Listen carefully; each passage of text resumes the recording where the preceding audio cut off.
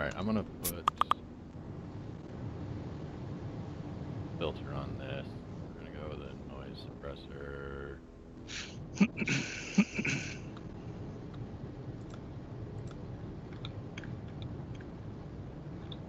then we'll go with a noise gate.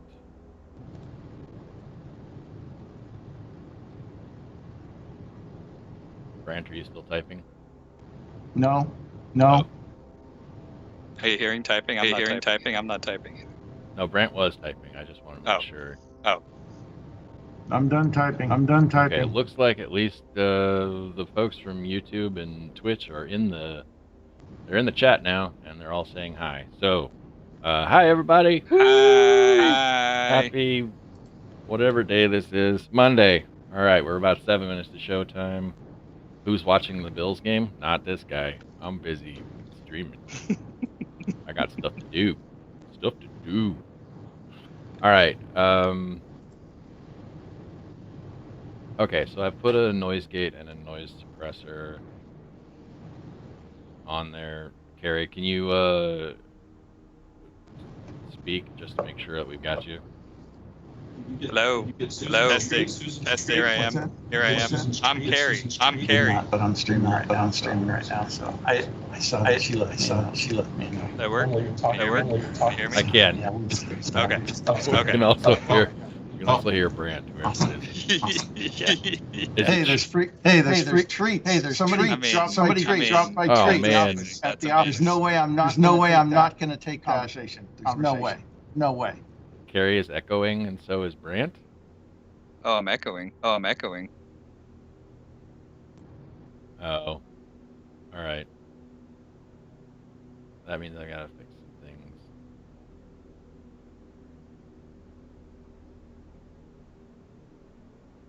That's not your fault. That's probably on me. Don't worry about it. I will Echo. sort this out. NDI, blah, blah, blah.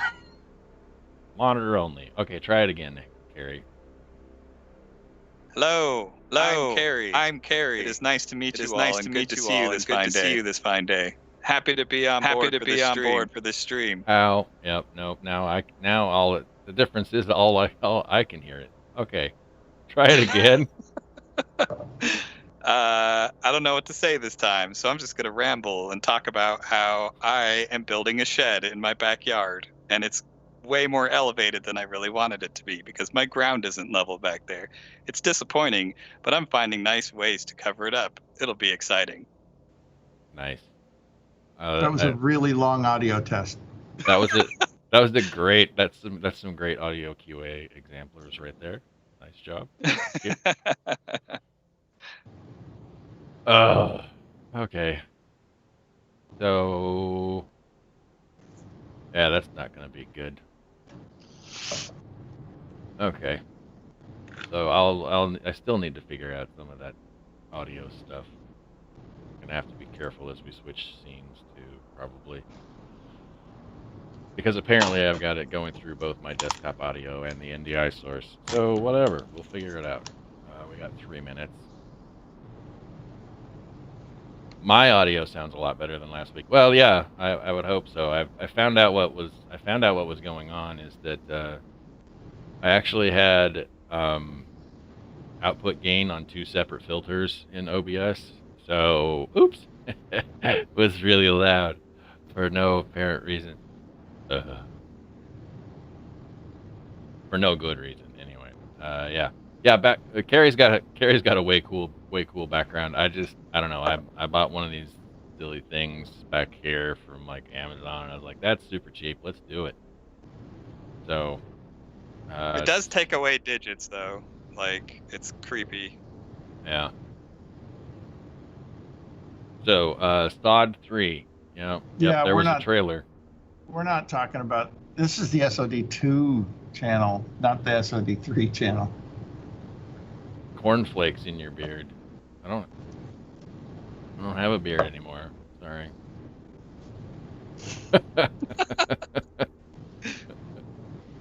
We talk about SOD 4. Yep, that's down the road a ways. That one's down the road a ways.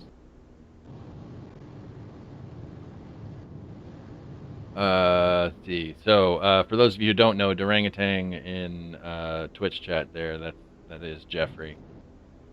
So, and today we're going to be talking a little bit here about like QA and stuff going forward. So we'll have some cool things to announce, but for now, it looks like we're doing all right. We're doing all right in terms of audio and all of that fun stuff. So,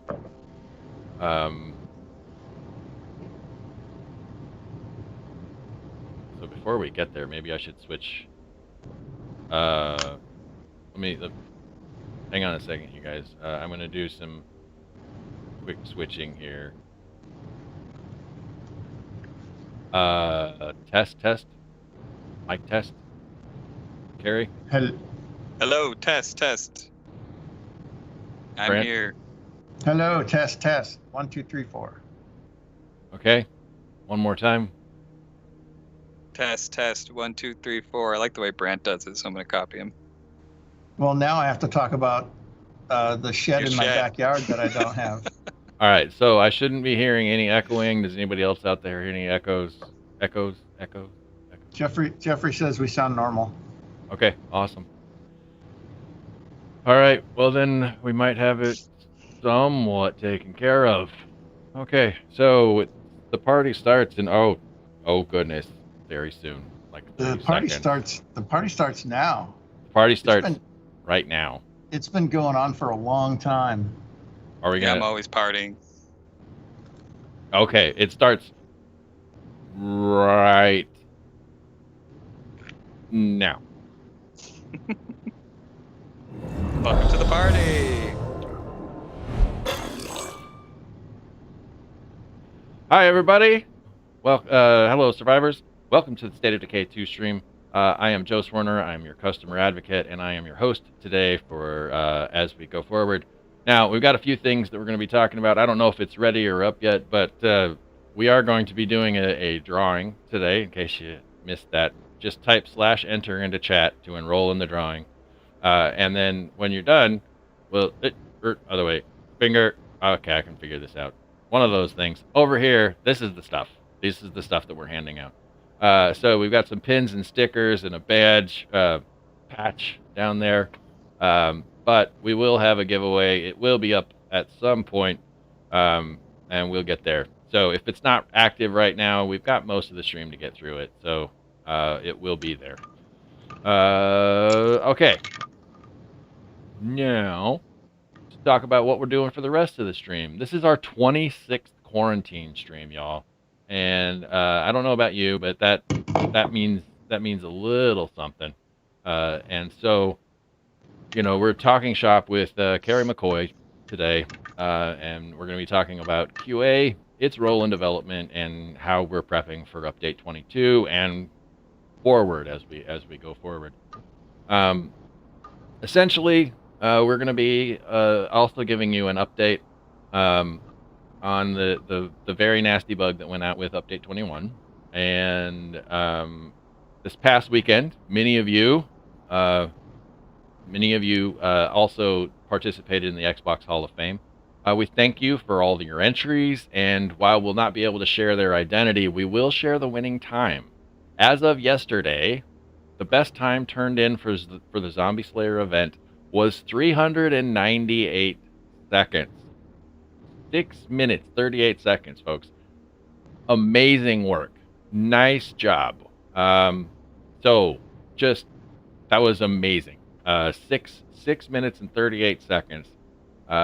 Again, not much that we can say, but that same person, I will say this, that same person we know, they logged a time on Friday just as soon as they could, and they got it at 8 minutes, and they spent the weekend getting that time down and working to get better. So they did a great job. So all right.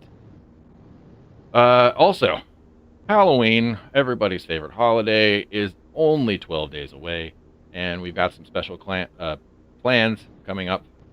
We've got the Fearsome Footage Pack that was going to return, which should be communicated, I think, in your Cash Beaumont thingy. And we also have a contest in the works to accompany it. More information on that later. But basically, get your survivors prepped and get ready to get spoopy again this Halloween. So, and also, don't forget the drawing. We got this drawing thing here, and we'll announce some winners at the end of the stream. Exclamation point enter to join the raffle, and you don't have to be here, but you do need to contact us when it's done. And whoever the winners are, our mods will reach out to you and let you know who to get hold of. Okay, so introducing our guest today, our absolutely 100% special guest is Mr. Kerry McCoy up there in the other corner. Hello, everybody. And Kerry is our QA manager, and we're going to be talking to him today about the general idea of QA, like the general process, not just here, but lots of different places. So like big in general, and then we're going to be talking about some very specific bugs, ones that he finds funny that we never shipped, and then a couple that maybe aren't so funny that are out there right now and annoying people, but we're also working on getting those fixed immediately, I can guarantee you. So, and of course, the ever impressive Brant Fitzgerald is here, our wonderful brand champion. Look at this guy. Great. Look at this guy. It's great to be here. It's great. I've eaten Jeffrey, and I'm not feeling so good. Oh, our juggernaut apparently has eaten Jeffrey at least until next week. All right. So, Mark with the diss on Brant. Ouch. Look at that. It's 100% right, though. All right. So, we did not do the thing. Okay, so press any key to continue. Let's not press any keys. Let's press a button. Uh-oh. I may have screwed this up. All right. Excellent job. Excellent job. I'm a very controller-centric person, so I have to. And I'm a very PS4 controller-centric person, so I have to do some weird stuff with my controller. Sorry about that, folks. Oh, apparently someone named Vitus called out that I think I'm saying that right. Vitus says that I have a pretty kick-ass beard. Thank you very much. Yeah, it's we're 100% getting organic. We're definitely getting some beard love for Kerry here. I mean, as you can see, I've been stuck out in the mountains for a long time. Just kind of going with the whole mountain man motif at this point, just kind of working with it. Feels good, feels warm. My chin stays nice and toasty. Ready for the winter. It's a glorious beard, Kerry. Glorious. All right.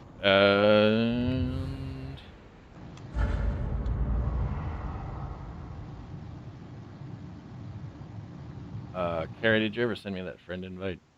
I did, or I followed you, as it were. Angel Eyes, I don't think I could grow my beard as long as Kerry's. Is it just Undead Kerry? Yeah. That's me.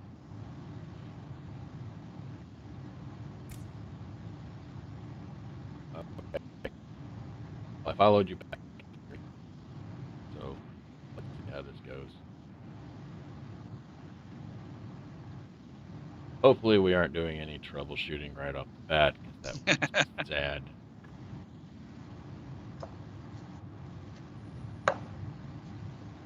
Of course, it's the one thing that I forgot to do. It would be a good example of, how QA works. Find the root of the problem. Identify problem first. Problem discovered. See if you can reproduce the issue. Heck. Albino Rhino, we already discussed, we already said we haven't said who won, but we acknowledged the fastest time that was turned in already. So if you're just joining us, what was it? Six something? 398 seconds or 6 minutes, minutes 38 seconds. That's insane. Yeah, so good. All right, so I sent you a invite, Kerry. Did you get that? I did. I should be on my way. Okay, so then now we will switch over where everybody can see my stuff. See my game and listen to all my people shooting. I bring my dear friend Travis potentially to die. Because he is a young survivor who has very little experience into a nightmare world. Hey neighbor, we found a location for It would be really interesting to get some telemetry on just how many plague carts were destroyed in the last weekend worldwide. I think that. I think there's already an ask on that. I didn't look in the analytics channel before I did this, but yeah, I think there's already an ask on it. All right, I'm gonna grab some gas, this repair kit, and I'm gonna grab some fire because I don't know what we're gonna be doing. I also need to grab a follower, so I don't know who I want to take with me. We'll take we got Dot here. All right, whoever this is up here that's just firing away. Ramirez, let's go. Nice to see you. Let's go. She's busy shooting. She's busy shooting something somewhere. Not sure what. She's protecting your base from the monsters behind the rocks over there. Right, well, at least she's not protecting my base from the rocks don't anymore. know me, but I'd appreciate it if you'd come and hear me out. Which was a thing, You ever right? wonder Like, Sweet what happened ride. to the people who are on submarines? we Yeah, couple that was the updates thing. That was ago. an exciting one. Good fun. Just endless shooting. Great for people who just like that ambient noise of gunfire, but Right, can't imagine that's too common. exactly. All right, so Kerry, you said that there were a couple of bugs that you wanted to talk about that UA had made sure that we did not ship. Some funny Yeah, ones. I figured I could bring up some of the more fun bugs that we thankfully did not ship because most of them were pretty crazy. I think I'll save my favorite for last and start with the one I like to call timeout.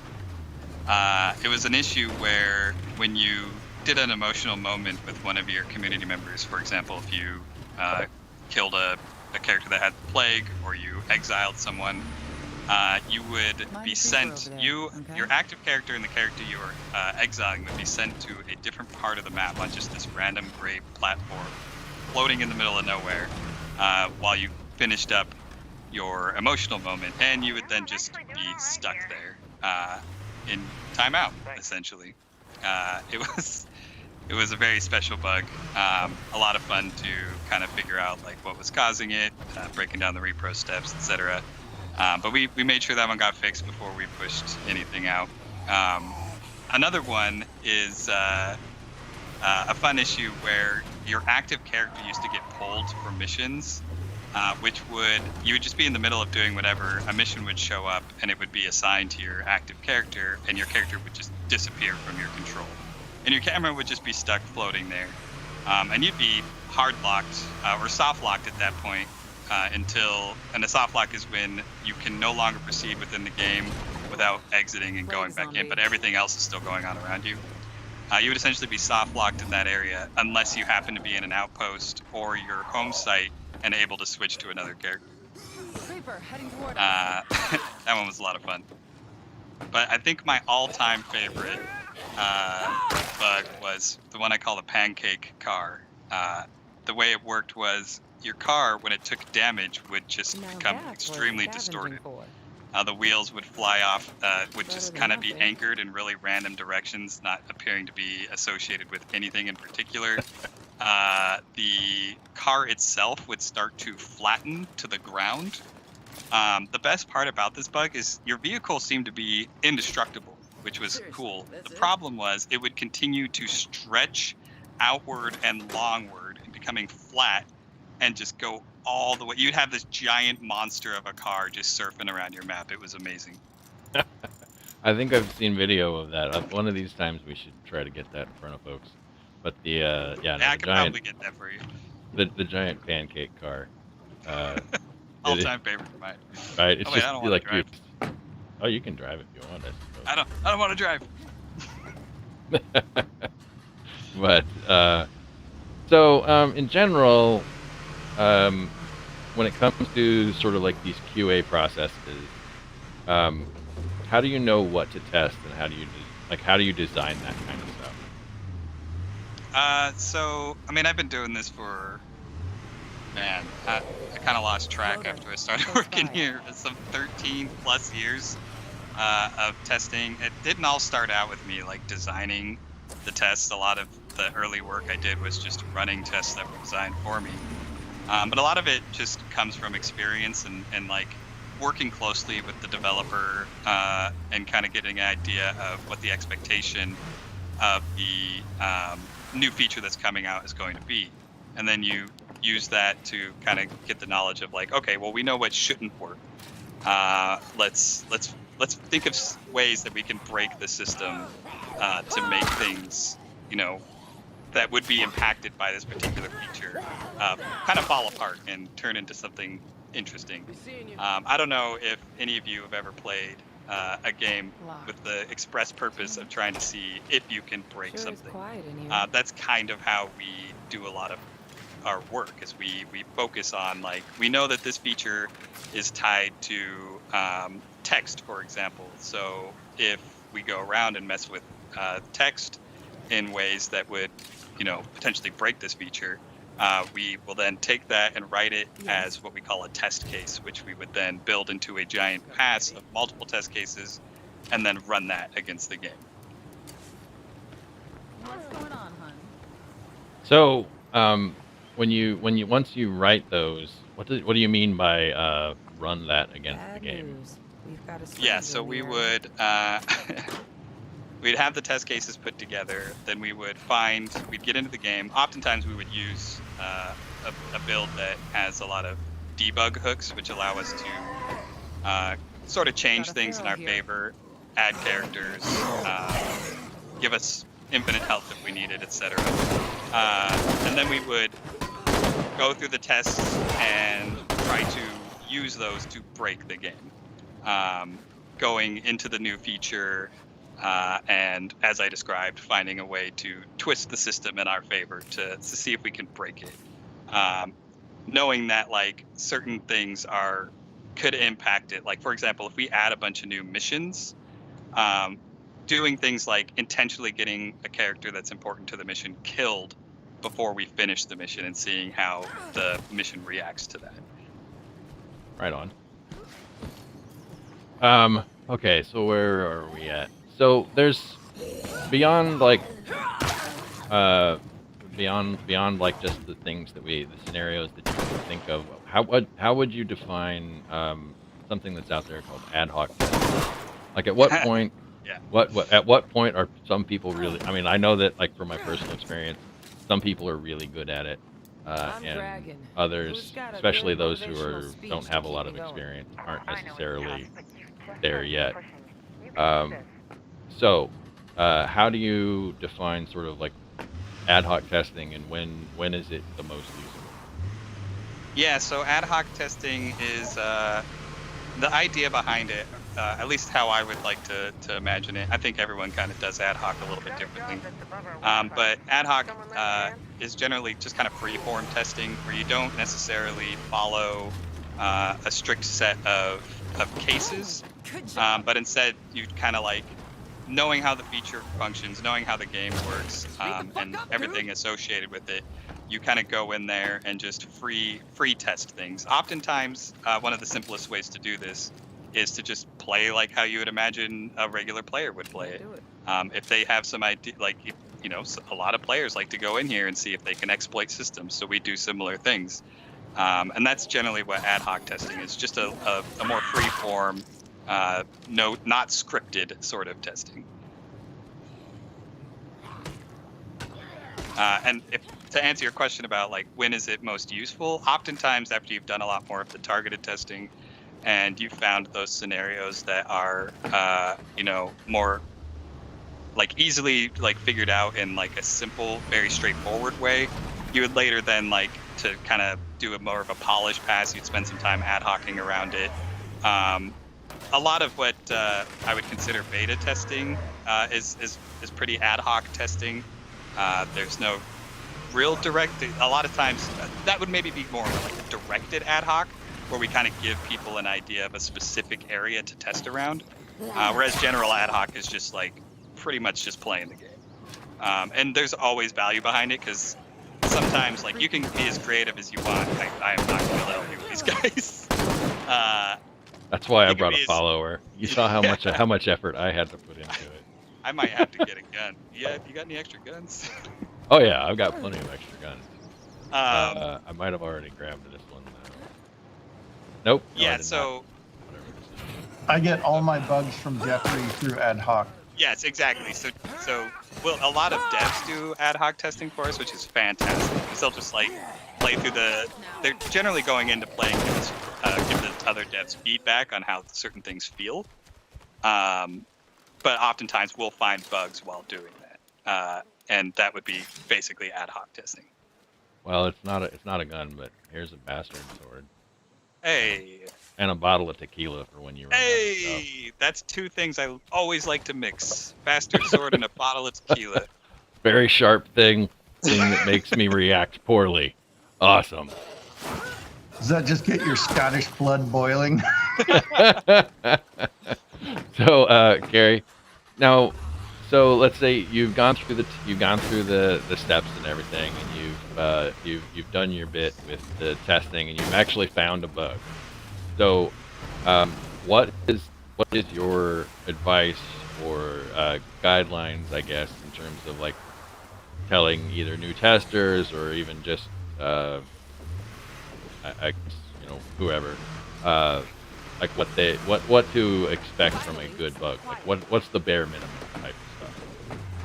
Yeah, so there's two, in my opinion, extremely important parts to a bug, and the main thing for me is what we call repro steps, which are the ability to describe to someone who may not understand the game super well how to reproduce the issue. So in pretty strong detail, we'll break down step by step what causes the issue, like how to get from point A to point B. Like, it's even going as far as saying things like launch the game, create a new community, go through the tutorial, find a screamer zombie and kill it with a close combat weapon. Like, those are pretty loose ones. Like, you could get it's even better the more detail you can get. And One of them's latched because of that, a big part of testing involves reproducing the issue. So you'll see it for the first time. Do your best to capture some kind of media for it, take a screenshot, get a video, and then you want to try and reproduce it a few times. Is it something you can reproduce every time following the certain set of steps? If yes, there's your repro steps. If not, we'll spend some time investigating what were we doing that could have caused this. It obviously wasn't what I originally thought, so I'm going to go back and keep doing these different steps until I can figure out, okay, I've narrowed it down. It wasn't killing it with the close combat weapon that was important. It was the fact that I did it while it was at the apex of its screen or something like that, right? So that's kind of a big part of testing, is nailing down the repro steps. The second most important thing, what are you guys shooting at? Is the getting some kind of media, some way to like show whoever needs to fix this, the producers who need to prioritize the bug, kind of showing them We're moving on. what to is find a the town issue, that's a so they little can see it friendly. clearly. Oftentimes videos are the best way to do it. Screenshots can help sometimes as well, depending on what the issue is. Nice. Joe, there's a lot of questions about what character you have that's doing that front pull down finisher move. Oh, this is Dot. She's a cowgirl, as you can see. That's not the important part. She's a red talon. But the big thing is like you could do this with a regular survivor if you have powerhouse. But you'll notice that she's got the standing execution with a heavy weapon. that's basically all that is. So it's basically the powerhouse stuff, and she's got a heavy weapon equipped in the form of this coffee can mace. So um, we put the what used to be just the close combat finisher. We put that on the heavy weapon for people who had maxed out powerhouse, or in this case, maxed out prowess for the Red Talon survivors. All right. So Kerry, I guess what makes a good bug? Everything's a when good when bug. when when we're trying to decide which ones to fix, right? And no matter where we are, no matter what studio you've worked for, Yeah. what is it that what's the big thing in terms of like deciding factors for what and when something gets fixed? So there's generally two things we'll look at when we're trying to decide,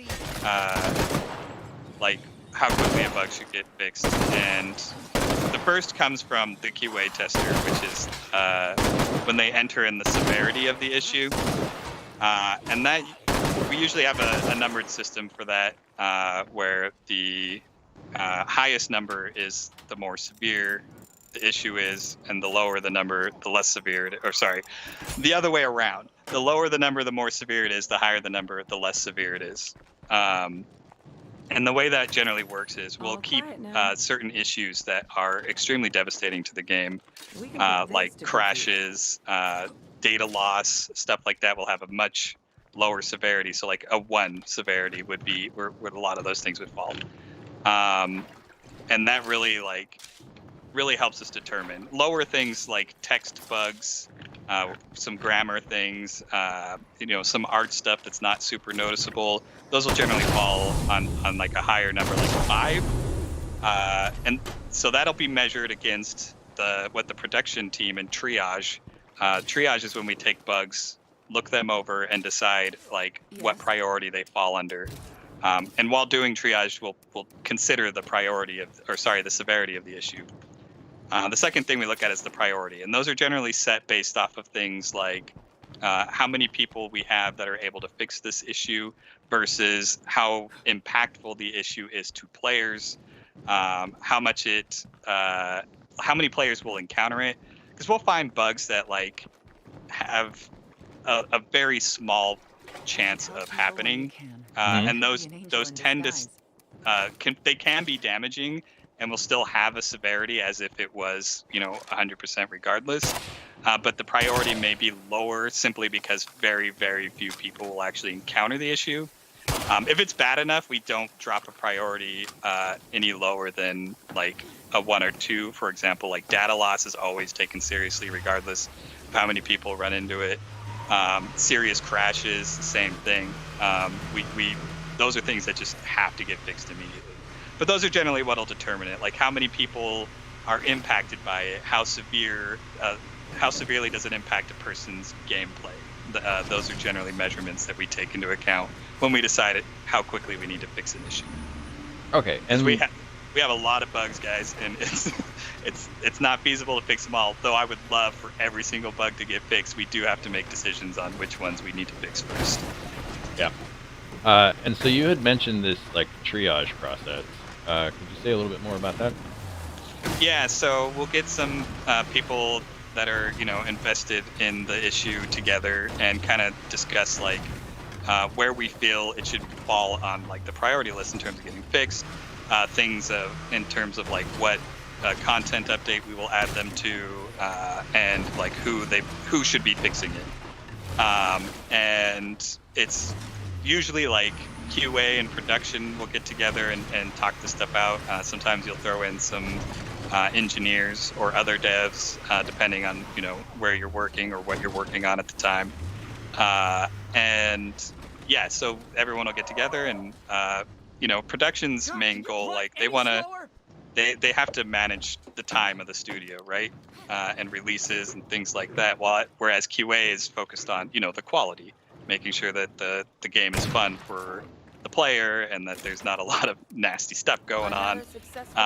So those are kind of conflicting ideals. So it's kind of nice to, not necessarily conflicting, but oftentimes they don't go hand in hand. So that's why we have the two different groups in there, so that we can discuss it and come to a decision on whether or not this is something that needs to get fixed immediately, or it's something that can be potentially like put off to a later date.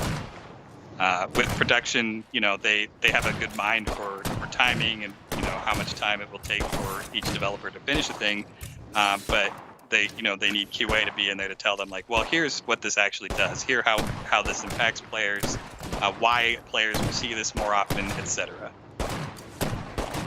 Excellent. All right, so let's see, where are we at now in the notes? Got that. All right, so there are a couple of things that I wanted to talk about when we're in triage. Like we've talked about, like, what gets fixed, right? Really big ones. How do we decide whether something definitely goes into an update, whether or not that goes into the backlog, or whether overall we will never end up being able to fix this, or just won't? I mean, it's all dependent on a lot of variables. Certain content is just not touched as often. A lot of that information we get from data. A lot of that information we get from our active players. And in cases like that, if it's a low enough severity bug, we'll sometimes push it off. But that's something, I'm not a huge fan of the whole won't fix terminology. I've said this my whole life as a QA tester. It's very difficult for me to make that decision. But ultimately, sometimes you have to compromise.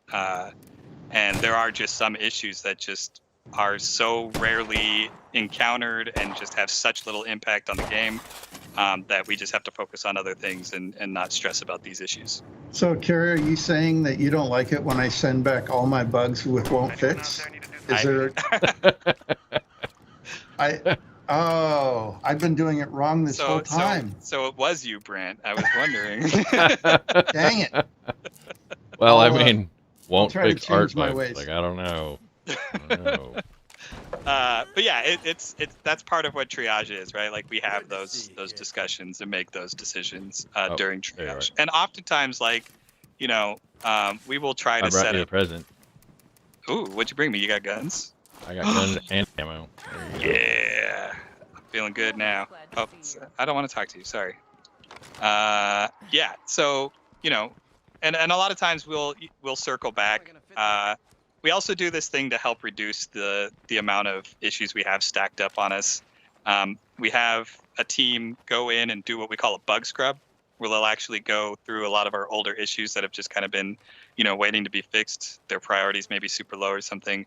And we'll have them attempt to reproduce the issues. A lot of times we'll find that these bugs that have been kind of sitting in the backlog waiting to get fixed, were just fixed while other issues were being fixed or new features were being added, etc. So that's also a nice little thing to do, because it saves, the devs a whole lot of time if we can narrow down their buckets of bugs that they all get to sit on. Yeah. Well, and having that backlog on your conscience can't be easy. All right. So before we launch into all right. So now let's just say, like, the absolute worst has happened, right? A bug goes live that we didn't necessarily want out there. Oh, let me take that back. A bug goes live and we miscalculated how annoying it would be for players. What would you suggest people do at that point? I mean, the main thing to do is try to get that information to us as quickly as possible. Use the Zendesk tool that's on our website. Try to gather as much information about the issue as you can, so that as soon as it gets into our hands, we can focus on narrowing it down and getting it ready for the devs. It's not ideal. We never want to ship things like that. It's frustrating, but you guys can really help us out if you have access to Zendesk and the website.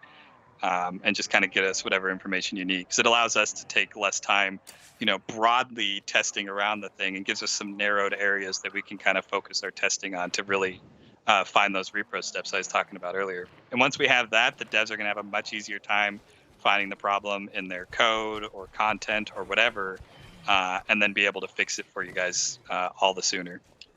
Which, by the way, the whole beta testing thing and you guys getting us bugs in Zendesk, we really appreciate that. That stuff is super, super helpful.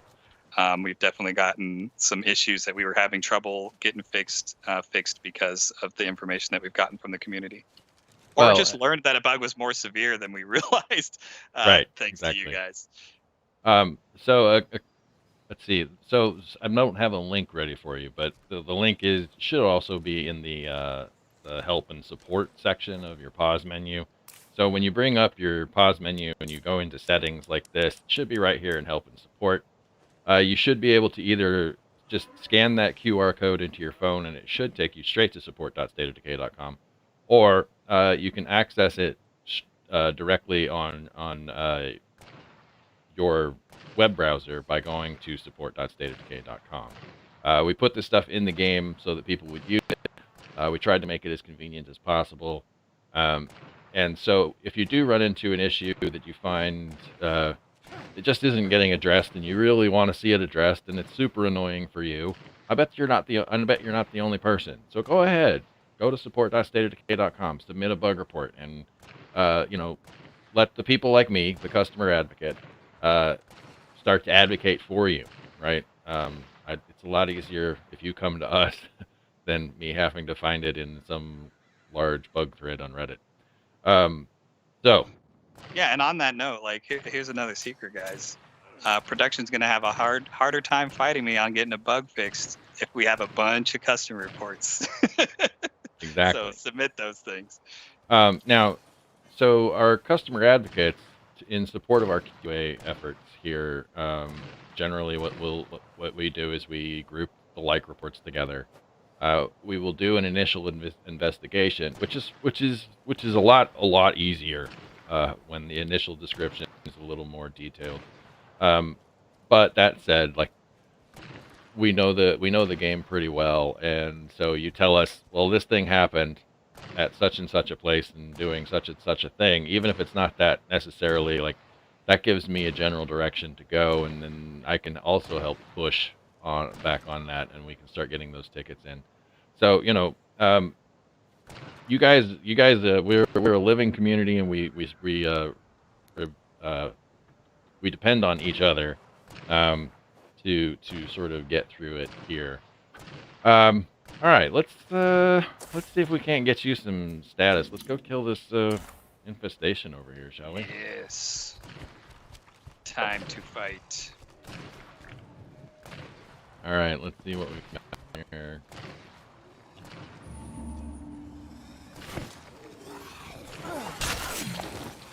Brant, how we doing on questions? Anything?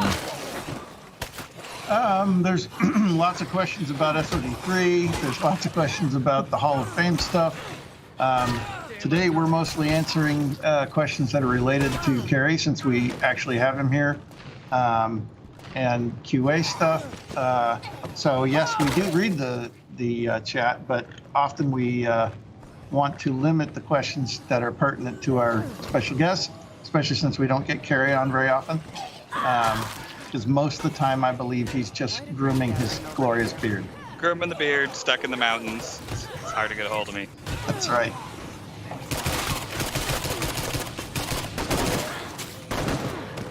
Here's a good question from Fall Down. What are the most important things to put into a bug ticket? Yes, so we talked about this a little bit earlier in the stream. You might not have been here, but my two main things that I would love to ensure are in bugs if possible is your repro steps. Your basically the way you describe how the issue happened to the best of your knowledge.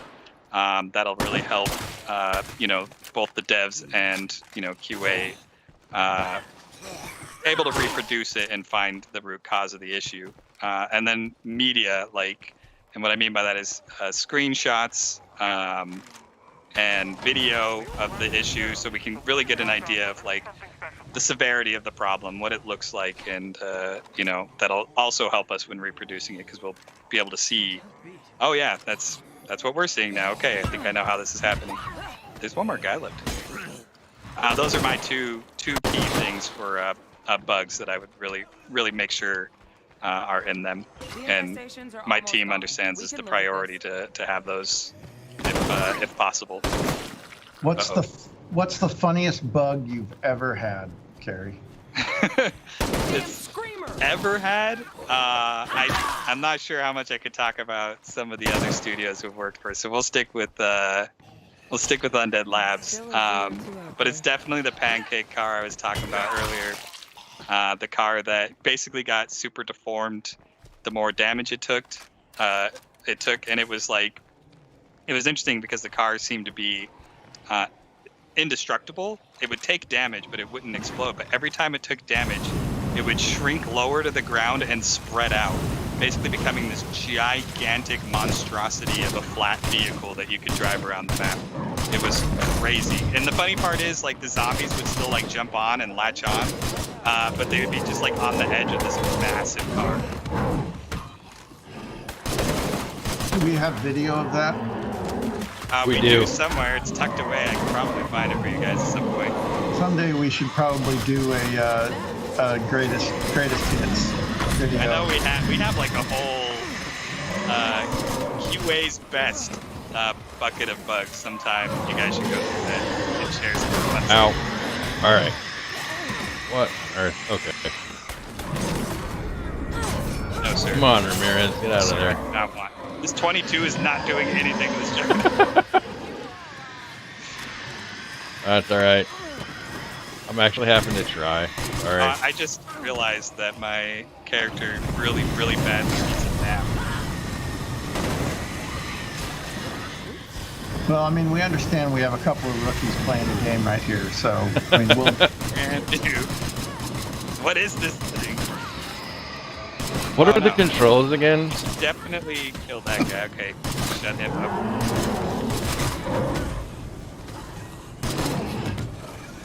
All right. I'm gonna go ahead and let you deal with these big nasty boys while I. The nasty boys are down. I told you I was hiding in the corner. That's exactly what I'm doing right now. All right, so the nasty boys are down.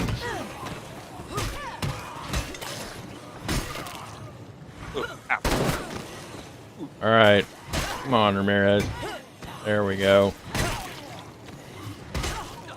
I'm sure she's nice and hurt. So, Kerry, do you want to describe what automated testing does and what it means for us? Oh yeah, so automated testing. I'm super excited for this. So, as I'm sure some of you have been with this, listening to this stream this whole time, I have kind of gotten an idea of is that testing can be very redundant. Oh no! Very redundant. There's a lot of doing the same stuff over and over and over again. This becomes extremely time consuming.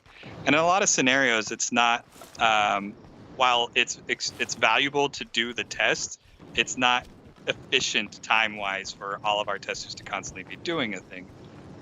We do these things called build verification tests, where when a new build comes up, we check to make sure the build is stable. There's no major issues for like most of the key points of this. I gotta go change my character.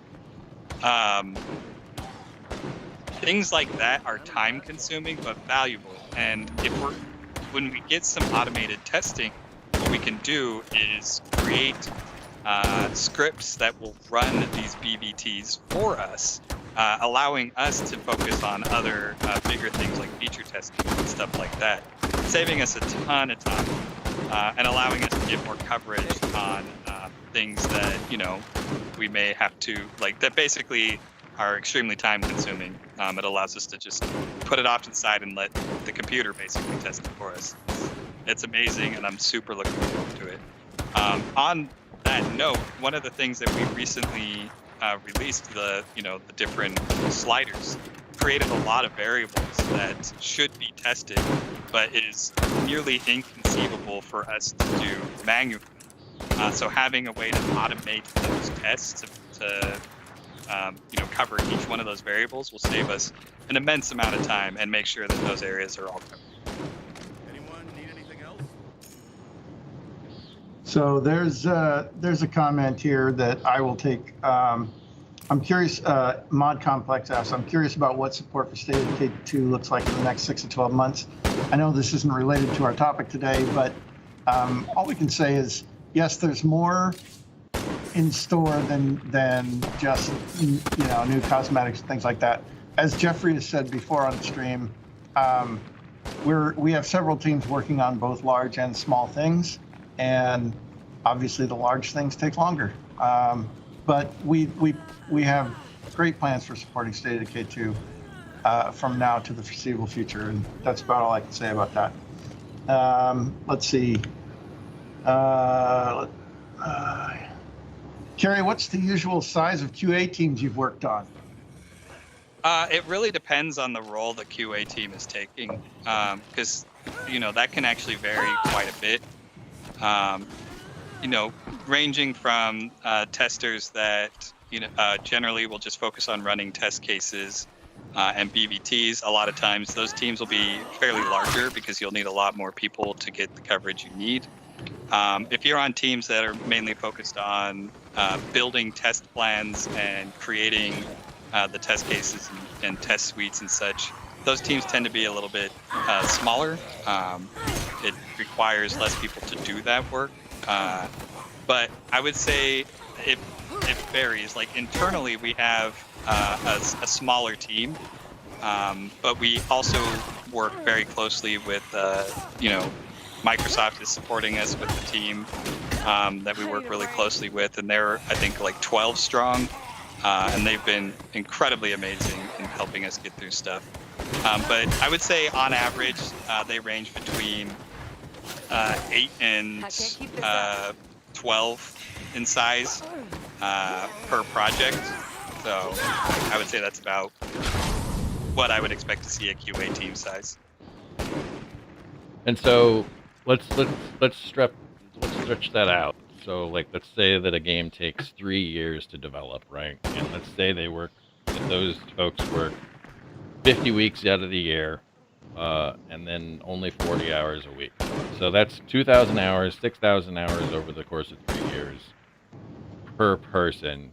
You multiply that by the top there, that's 72,000 hours. That's a lot of time, though, right, Kerry? But yeah, but not enough. Right, and so sometimes things do make it through, and this was probably one of my favorite things that I've as a person who also came up through QA. This is one of my favorite things to point out is that if you let's say you sell 100,000 copies, right? Just 100,000. We're not going for millions yet. And each person plays 2 hours right when it's launched. You've already, in the span of 1 hour, the customers have already played more of the game, at least hours-wise, than the testers did for the entire life of the project. And so that's QA is important. Don't get me wrong. Like testing features and making sure things are hooked up, and there are a lot of things like Pancake Car that just never make it out because of what the yeoman's work that our QA team does. Any QA team does really, and sometimes I feel like it doesn't quite get the credit that it deserves.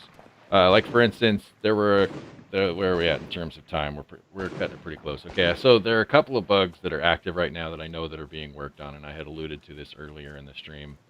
Now, I've got a follower here, and Ramirez is she's pretty well stacked out, but you can see here that she's got a hunting crossbow. Now, I don't generally keep hunting crossbows. I might have one.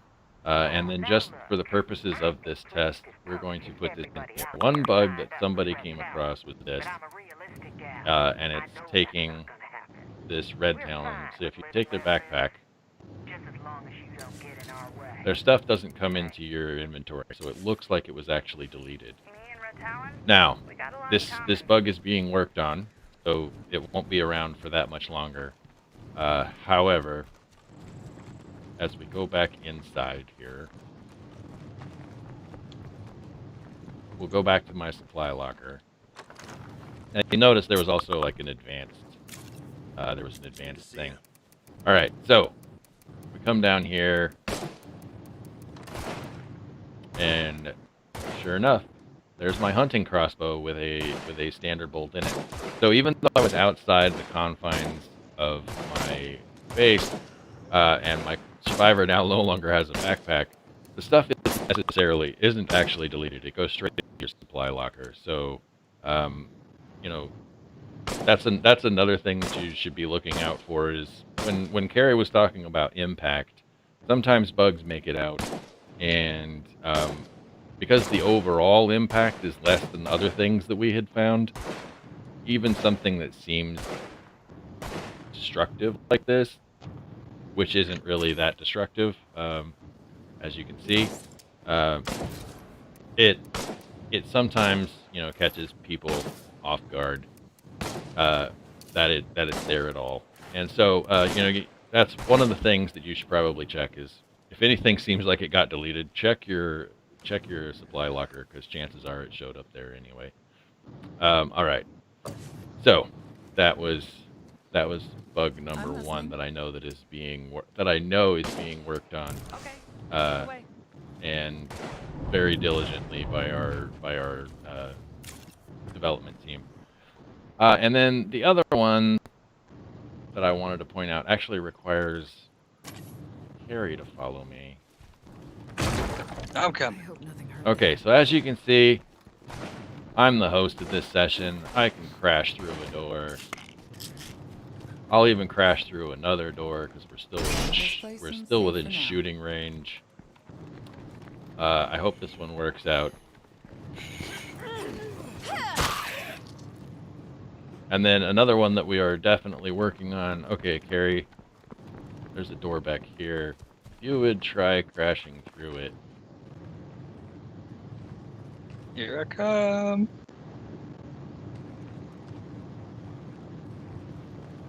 So we have noted this one. Pardon me, Dot. Dot's in the way. Before the She's world doing ended, great my work. favorite thing was to Come spend on. the whole Sunday So as you out can see, Come on. clients can't smash through the Most doorways Saturday right night now, who was but playing. but they Was can that open the them, team that beat the they're hell not out of locked, each and other? all of that fun stuff. So anyway, those are just a couple of the bugs that I know that are live that we are working on, and that comes from you guys engaging with us and letting us know things. And you know, we listen, we love you, and we appreciate the fact that you guys pay close attention. And so know that we are working on both of those things as we go forward. All right, so we're also coming closer to the end of the stream, so I need to let's see, I need to poke at Megan here really quick. And all right, so the entries, I didn't remind you guys enough, I suppose. All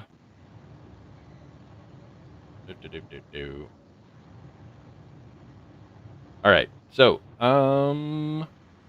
sorry you guys, don't. Megan, I was not paying attention.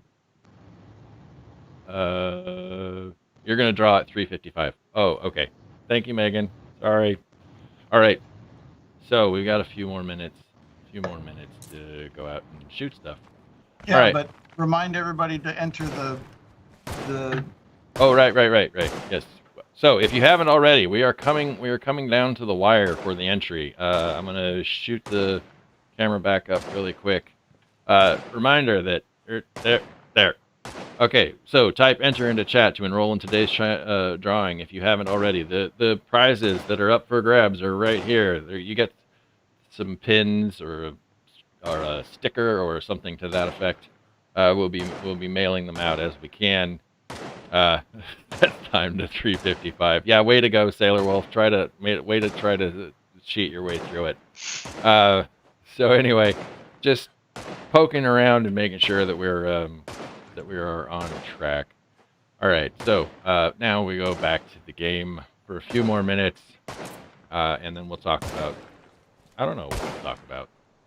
I saw a couple quick questions.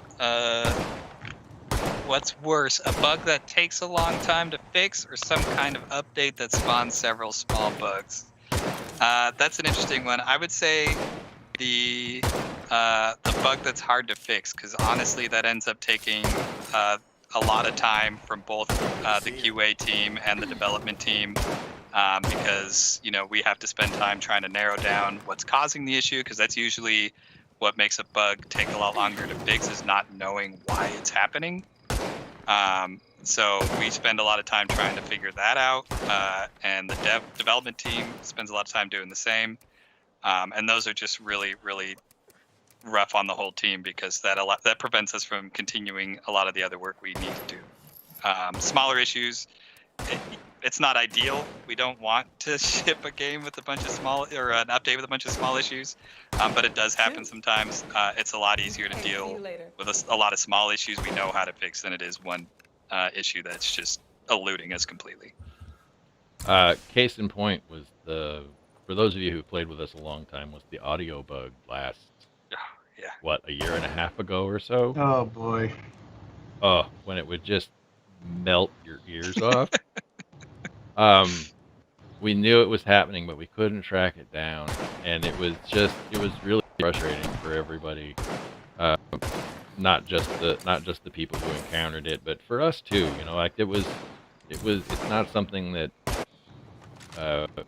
we listened and we heard you, and then we eventually did get those reproductions that we talked about earlier on. And so we did get those reproductions, figured it out, and moved on with life. And because once we have the good reproduction, like Kerry was saying earlier, those steps are so important. And the reason being, like, knowing which steps it is, you go through and you find that step, gotten to that 100%, we go, oh, dang, that's what it was. And so when we figured out exactly what it was that was causing it, that's how we get it to if we get any more the in around here, we might fixing want to phase. move out. We've got our winners.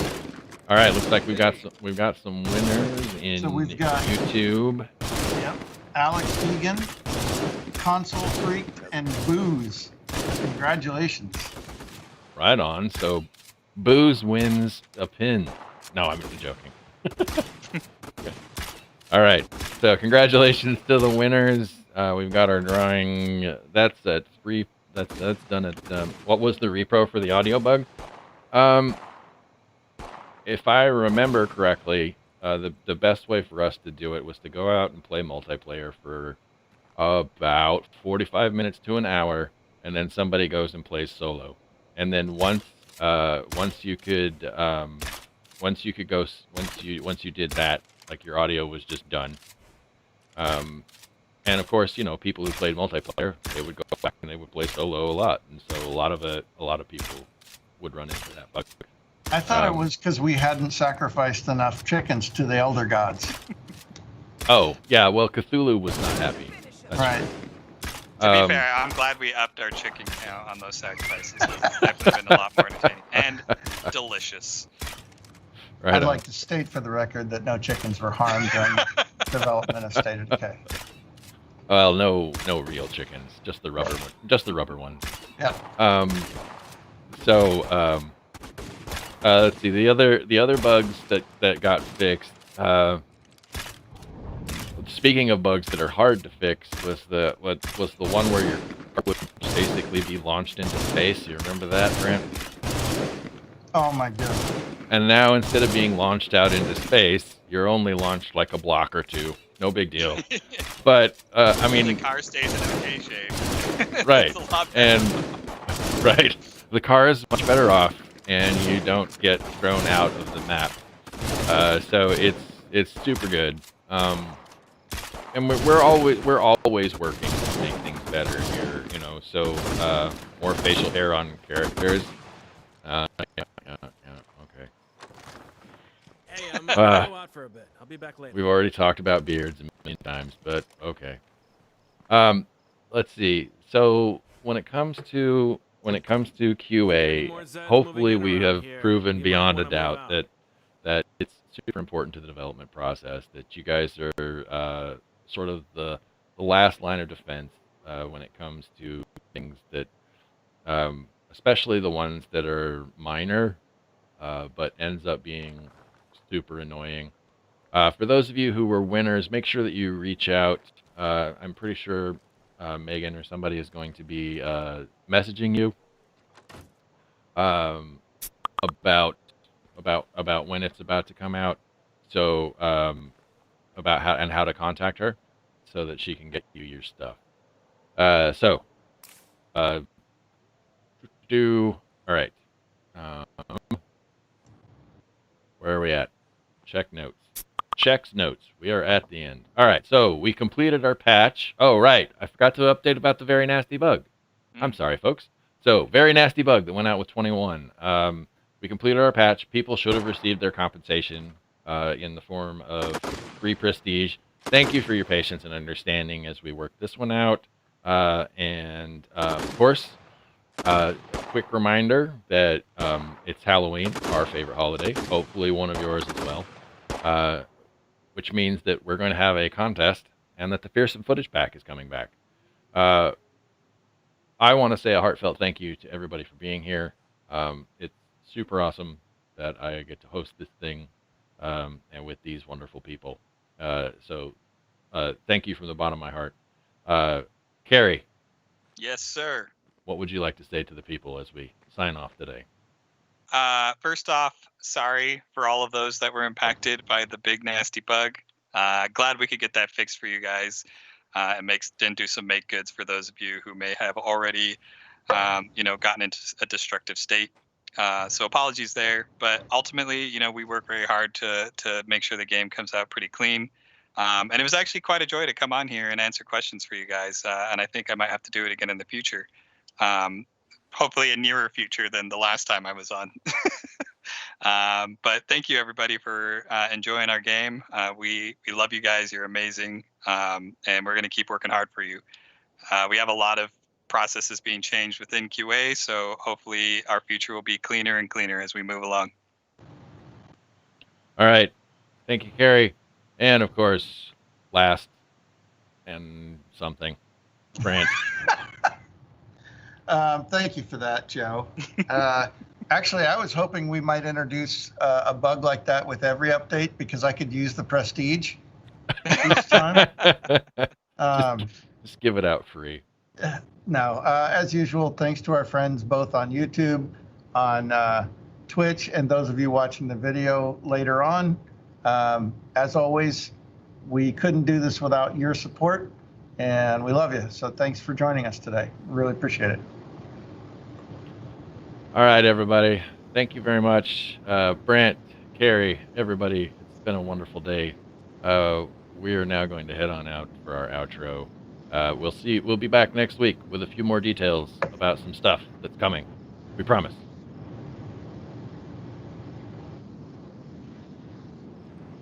It's so awkward.